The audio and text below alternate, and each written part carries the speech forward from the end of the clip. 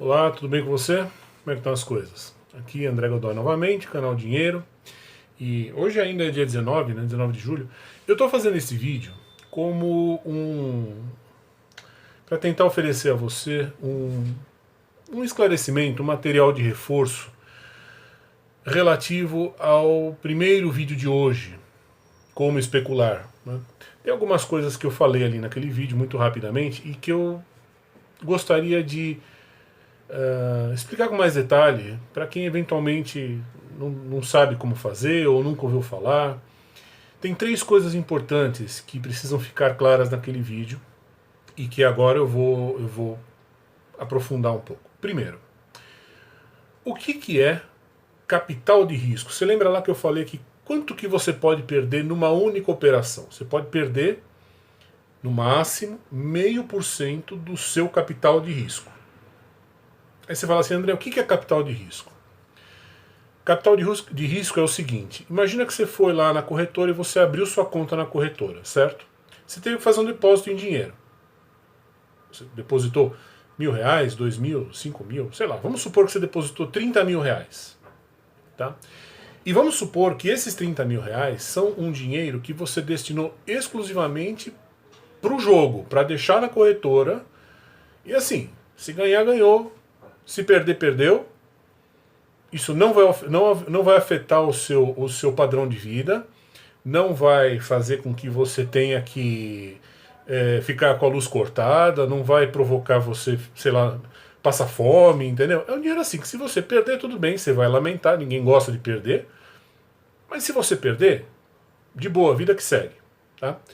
Isso é o seu capital de risco.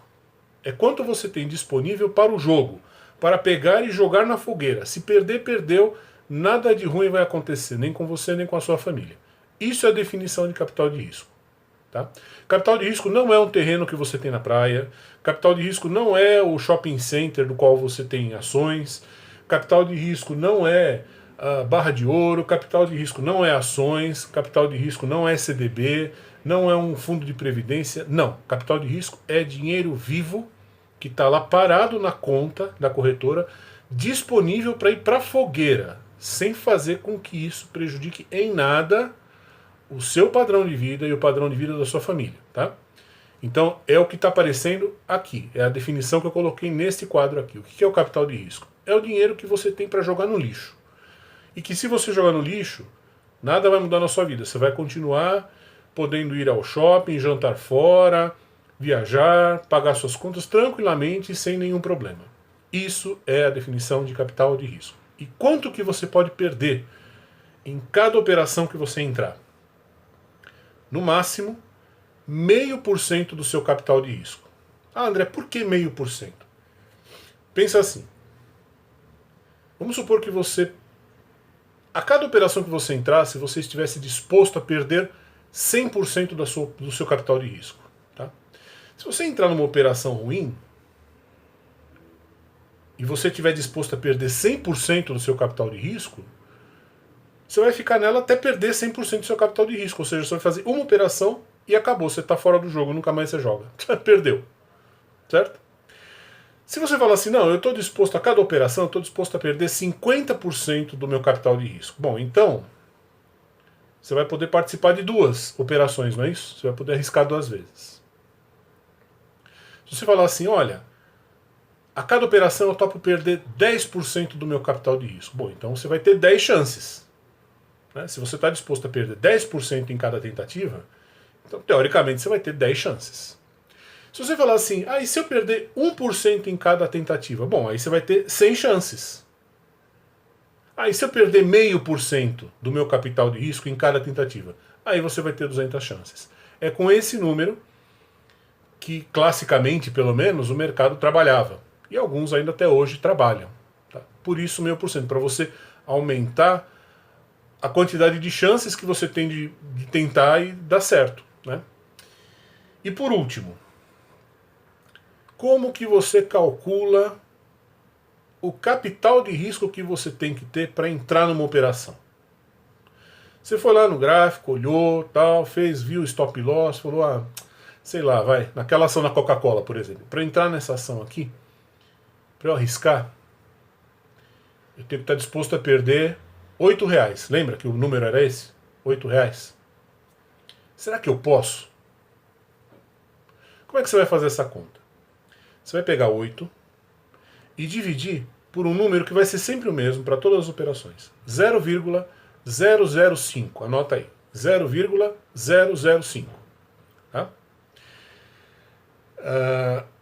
Se você fizer isso, está aparecendo aqui, ó, botei aqui até um jeito de fazer a continha. Se você fizer essa conta, sempre você vai saber se aquela operação está dentro das suas possibilidades, dentro do capital de risco que você tem e dentro do respeito a esse limite de 0,5% a cada tentativa. Então, no caso do exemplo da Coca-Cola, você tem um potencial de prejuízo de R$8. Será que quanto de capital você tem que ter para poder bancar 0,5%, né, de risco, para poder bancar uma operação na qual você vai perder R$8 por ação? Você vai pegar R$8, dividir por 0,005 e você vai chegar ao valor de R$1.600. Ah, André, mas e se eu fui lá no outro gráfico de uma outra ação e eu fui lá, vi o stop loss, não sei o que, e eu vi que para eu entrar naquela operação eu tenho que estar disposto a perder, sei lá, R$12. Que conta que eu faço? Você vai fazer 12 dividido por 0,005. Aí você vai saber quanto de capital de risco você tem que ter para comprar uma ação dessas. Ah, André, e se eu entrei lá e vi que o meu potencial prejuízo na operação, se eu for acionado no stop loss que eu vi no gráfico e tal, sei lá, vai dar R$37.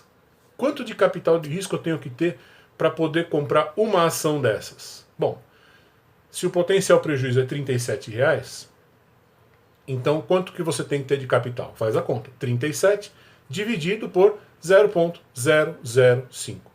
Vai te dizer quanto de capital você tem que ter, capital disponível, né, capital de risco você tem que ter para comprar uma ação dessas, correndo o risco de perder apenas 0,5% do seu capital de risco, se tudo der errado. Tá bom? Essa é a mensagem, eu espero que tenha ficado claro. Se não ficou claro, olha, por favor, ninguém é obrigado a lembrar de matemática de ensino médio, sei lá de quando. Se não ficou claro, vocês, por favor, escrevam aqui na descrição, fala, André, não tá bom, não tá claro, esclareça tal ponto, tal ponto, tal ponto, que a gente volta aqui e dá mais pinceladas no assunto, tá bom? Sem vergonhas, por favor, tá? Até mais, gente. Um abraço.